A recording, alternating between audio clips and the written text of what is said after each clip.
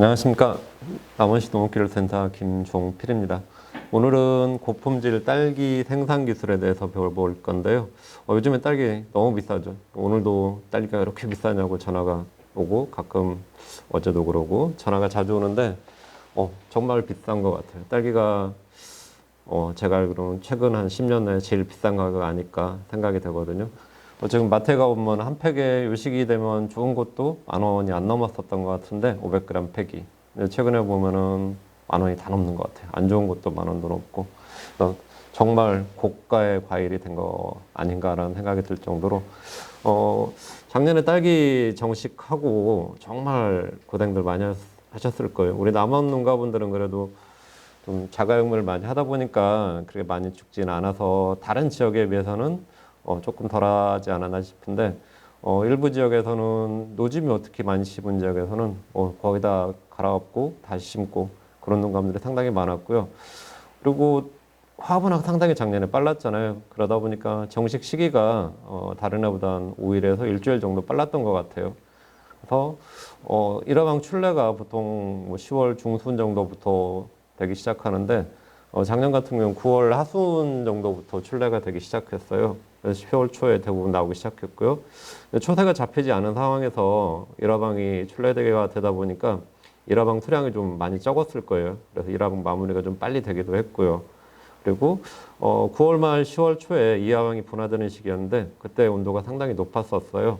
그 시기 때 온도 관리가 제대로 안 된 분들이 좀 많았었을 거예요. 그래서 이하방이 최근에 가끔 농가분들 전화 오면은 이하방이 좀 많이 늦는다는 얘기를 많이 하시거든요.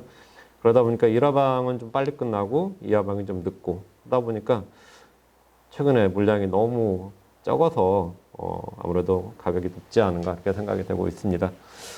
제가 첫 화면에다가 지금 소독 얘기 넣어놨거든요. 올해도 소독 제대로 안 된 분들 좀 많이 있었거든요. 저희 농가분들도 소독 많이 잘 하시는데 육묘장은 보통 어미용 상토도 그러고 뭐 자면은 당연히 해마다 바뀌는 거고요.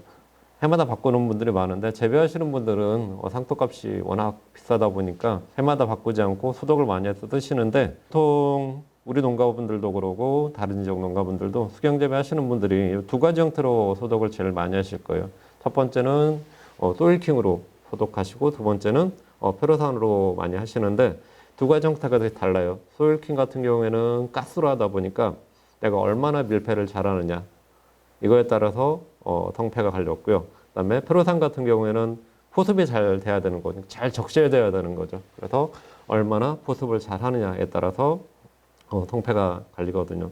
아무래도 소일킹을 할 경우에는 밀폐를 잘 해요, 농가분들이. 그러다 보면 가스가 안 새나가서 소독이 잘 되고 효과도 높은 편인데 페로산 같은 경우에는 스티로폼 매드 같은 경우는 밑에를 밸브를 잠궈서 소일킹 희석을 해서 물로 채워가지고 포습을 시키면은 그렇게 한 이틀 정도 두면은 소독이 잘 되는데 그런 형태를 가지고 있는 농장들이 많지가 않거든요. 그러다 보니까 위에서만 조르로 두 번, 세 번 왔다 갔다 해가지고 소독 다 했다라고 한 분들 많은데 그렇게 하시게 되면 밑에까지 소독 절대 안 되거든요. 그러다 보니까 실패 보는 분들이 상당히 많이 있습니다. 그럼 여건이 되신다 하면은 소일킹으로 완벽하게 밀폐를 해서 소독하는 게 효과는 제일 좋을 것으로 판단됩니다.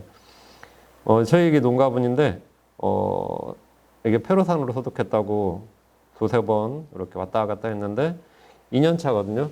2년 차 때 소독이 제대로 안 돼서 시드름병, 뭐 자국뿌리 파리까지 같이 와서 이렇게 된 경우가 있어요. 여기도 보면은 런너 10월 중순경인데 화방 출래들이 바로 전인데 이때까지도 계속 죽어나갔었거든요. 시드름병으로 죽어나가는 경우고요. 그런 식으로 뿌리가 다 갔습니다. 그래서 딸기 정식 전에 소독 정말 중요해서 제가 첫 번째 화면에 넣어놨고요. 되도록이면은 소일킹으로 여건이 된다면 소독하시는 게 제일 좋을 것 같습니다. 딸기 정식 전에 남원 농가분들은 그래도 묘를 많이 키워 쓰시기 때문에 좋은 묘 골라서 잘 쓰시는데 일부 농가분들은 아직도 다른 지역에서 묘를 사오시는데 보통 이제 묘 선택하실 때 토양 재배는 한 동에 한 6,000주 정도, 그다음에 고설 재배는 5,000에서 5,500주 정도 아마 생각을 하실 거예요.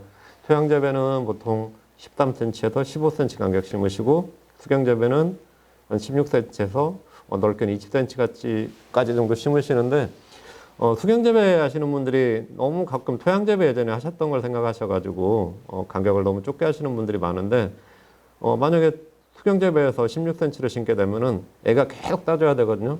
애가가 하나라도 남게 되면 나중에 서로 깊이 치여가지고 더 안 좋은 상황이 발생할 수가 있습니다. 수경재배 하실 때는 되도록이면은 16cm는 너무 좁고요. 18cm 전후에다 심으시는 게 애가 한두 개 남기고 해서 적당하지 않을까 생각됩니다. 그리고 자가용미 하시게 되면은 이런 탄저병이나 시드름병 이런 거 눈에 바로 보이기 때문에 제거하고 심으시면 되는데 줄기 많은 병 같은 경우에는 정말 구분하기 힘들어요. 런너를 절단해 가지고 오는 경우에는 줄기 많은 병이 있는지 없는지 구분이 잘 안 될 수가 있거든요. 특히 다른 지역에서 묘를 사올 경우에는 줄기 많은 병은 어미묘에부터 보통 오기 때문에 어미묘만 뽑아내고 앞에 1번 묘, 2번 묘만 제거한 다음에 묘를 판매하는 경우가 있기 때문에 이런 경우는 줄기마늘병이 감염되어 있는지 안 되어 있는지 모르는 경우가 많거든요. 그래서 자가용미 하신 분들은 어미묘에 왔다 그러면 전체 다 제거해 버리니까 큰 문제가 없는데 다른 지역에서 사오는 묘들은 이런 묘들을 철저히 골라내야 되거든요.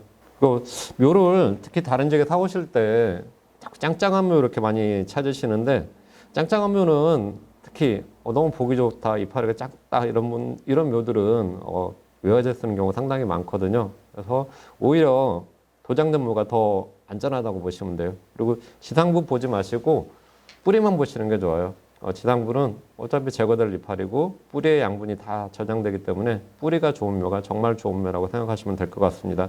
그리고 해마다 저희가 길센터에서 8월달 날씨를 체크해가지고 화합분화 시기를 결정해 드리거든요. 재작년 같은 경우에는 화합분화 시기가 좀 늦어져서 9월 6일 정도부터 저희가 화합분화 검경을 해드렸었고요. 작년 같은 경우에는 8월달에 화합분화 조건이 상당히 좋았었어요. 그래서 9월 1일부터 제가 화합분화 검경을 해드렸었거든요. 화합분화 제대로 안 된 걸 심으셔가지고 고생한 경험 하신 분들 좀 많이 있으실 거예요. 화합분화 안 된 걸 심으시게 되면은 계속 잎은 너무 잘 자라잖아요. 근데 10월 하순, 11월 초까지도 꽃대가 안 나와서 수확을 1월부터 하시는 분들이 계시거든요. 그래서 화합분화 검경은 기술센터에서 문자를 보내드리거든요. 그 시기 맞춰가지고 꼭 하신 다음에 정식 시기 결정하시는 게 좋을 것 같습니다. 좀 전에 줄기마늘병 말씀드렸잖아요. 이렇게 육묘기 때 어미묘부터 줄기마늘병이 오거든요. 5월 하순, 7월 초에 런더윈 다 하고 나서 그때 딱 오기 시작해요. 고온기 때 이렇게 줄기마늘 어미묘부터 잠묘로 이렇게 점점 이병이 되는 거죠. 까맣게 타들어가는 거 많이 보셨을 거예요. 이 줄기마늘병이 문제가 되는 게 육묘상에서는 이렇게 까맣게 타들어가도 다 잎이 멀쩡합니다. 그러니까 멀쩡한 묘라고 생각하고 농가분들이 심으시는데 이런 묘 심으시게 되면은 육묘상에는 괜찮은데 본포에 가면은 100% 죽습니다.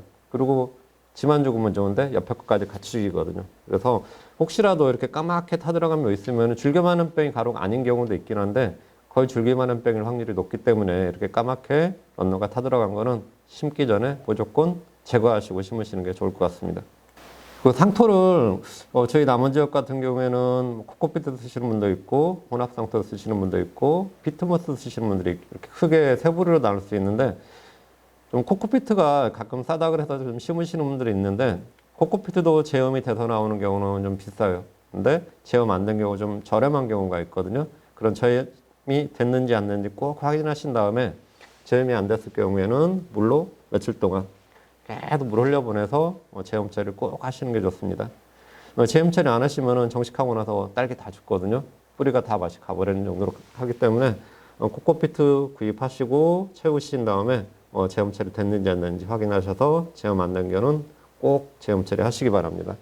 그리고 딸기묘 심으실 때 요즘 거의 이제 상토묘 많이 심으시는데 마사에다 육묘한 거는 뽑으면서 털리기 때문에 뭐 털거나 그런 거 유무 관계없이 그냥 심으시면 되고요. 상토에다 육묘한 거를 농가분들이 가끔 털어 심느냐 안 털어 심느냐 이렇게 고민 많이 하시는데 안 털어 심는 게 빨리 수확할 수 있고요. 병도 뿌리가 아무래도 뜯기게 되면 병이 많이 감염이 될 수 있기 때문에 안 터시는 게 좋고 한 동에 6,000주, 5,000주 이렇게 들어가는데 그 일일이 다 뜯어내는 시간도 너무 오래 걸리거든요. 그래서 뿌리 털거나 밑에 뜯어내거나 그런 거 없이 그냥 바로 심으시는 게 좋고요. 그다음에 심으실 때 요즘에 뭐 드릴로 해가지고 구멍 뚫은 다음에 아마 많이 심으실 건데 구멍을 너무 크게 뚫지 마시고 자묘 포트에 뽑았을 때 그 크기보다 조금 작게 심으셔가지고 심으신 다음에 상토하고 딸기 뿌리하고 밀착이 잘 되게끔 심으시는 게 제일 좋습니다. 그 정식하실 때 농가분들이 이제 내껌을 심으실 때는 보통 이렇게 깊게 안 심으시는데, 그러니까 노블을 얻어서 면적이 넓다 보면은 사람을 얻어서 이렇게 심는 경우가 있는데, 이분들은 이렇게 깊게 심는 경우가 상당히 많아요. 그러니까 딸기는 심게 되면은 초반은 좀 높게 심더라도 나중에 수확 계속 하다 보면은 있다고 하다 보면 밑으로 점점 끌려 들어가거든요. 그래서 나중에 수확 끝날 때쯤 되면은 정식했던 것보다 1cm 가까이 밑으로 끌려 들어가는 경향이 있어요. 그리고 점적호스를 깔게 되면은 두 줄로 보통 깔으시는데, 깊게 심게 되면은 그쪽으로 물이 계속 고이거든요. 그러다 보면은 병도 더 많이 올 수도 있고, 또 너무 깊게 심게 되면은 화방이 나오면서 위로 튀어나와야 되는데 멀칭 비닐 밑으로 이렇게 기어들어가는 경우가 가끔 있습니다. 그래서 병 부분도 그러고 나중에 관리하기도 그렇고 약간 높게 심으시는 게 유리합니다. 심고 나서 어떤 분들은 점적호스 보통 두 줄 깔으시는데 가끔 보면 한 줄로 깔으시는 분들이 가끔 있거든요. 한 줄로 깔게 되면은 초반에 물 관리도 쉽지도 않고 초기 사용률이 좀 많이 떨어지는 경향이 있어요. 그래서 되도록이면은 두 줄짜리로 설치하시는 게 제일 좋고요. 정식하고 나서 한 10일 정도까지는 뿌리 이제 막 발생하는 시기잖아요. 이 시기 때는 하루에 물을 7번에서 9번 정도 이렇게 주시는 게 맞고요. 그 다음에 11일 정도 지나면은 살짝 제껴보면 뿌리가 하얗게 보일 거예요. 이 시기부터는 한 한 달 정도까지는 5번에서 7번 정도 이렇게 생각을 하시고요. 그 다음에 25일부터 첫 수확 들어가기 전 정도, 그러니까 11월 초, 11월 중순 정도 되겠죠. 이 시기까지는 하루에 4번에서 5번 정도. 그리고 11월 이후 수확기 들어가면은 제가 0에서 5회라고 해놨는데 이건 날씨에 따라서 가감을 해줘야 되는 거 맞고요. 그리고 배지에 따라서도 횟수는 조절을 해줘야 돼요. 똑같이 피트모스 하시는 분하고 혼합성토 하는 분하고 똑같은 물량으로 들어갈 수는 없는 거거든요. 피트모스는 보수력이 워낙 좋기 때문에 하루에 4번 정도 기준으로 해서 날씨에 따라서 줄여주고 늘려주고 하는 게 맞고요. 혼합성토 중에서도 폴라이트가 많은 경우가 있어요. 이런 거 같은 경우는 물 주면 금방금방 빠져버리거든요. 그래서 혼합성토 쓰시면서 폴라이트 용량이 많다 이런 분들은 하루에 5번에서 최대 6번까지도 줄 수 있는 거고요. 그래서 제일 중요한 거는 이렇게 하루에 4번, 5번이 중요한 게 아니라 날씨에 따라서 횟수를 조절해 주는 게 제일 좋거든요. 특히 11월 달, 12월 달, 1월 달 흐린 날이 정말 많을 거예요. 이 시기 때는 만약 오늘 맑았는데 내일 흐렸다. 흐린 날은 한 번 정도 줄여주시는 게 좋고요. 이틀 연속으로 흐린다 그러면은 2번 정도 더 줄여주시는 게 맞고, 흐린 날이 한 3, 4일 계속된다 싶으면은 물을 하루 정도는 안 주셔도 괜찮아요. 물을 그러니까 많이 줘서 문제 생기는 경우가 딸기는 많지, 안 줘서 조금 줘서 문제 생기려면 그렇게 크게 없거든요. 그래서 날씨에 따라서 그리고 배지에 따라서 물 횟수 조절해 주는 거 정말 중요합니다. 급액 종료 시간도 중요하거든요. 보통 11월 중순 정도 수확 들어가면서부터 2월까지는 일조 시간이 되게 짧잖아요. 해도 금방 지고 이 시기 때는 첫 물 주는 시간은 해 뜨고 나서 한 30분에서 1시간 있다 주시면 되고요. 마지막 물 주는 시간은 11월 중순부터 2월까지는 3시 정도, 오후 3시 정도에 마지막으로 해주시고, 나머지 이후에는 4시 이후로 이렇게 차츰 일조 시간에 따라서 시간을 늘려주시면 될 것 같습니다.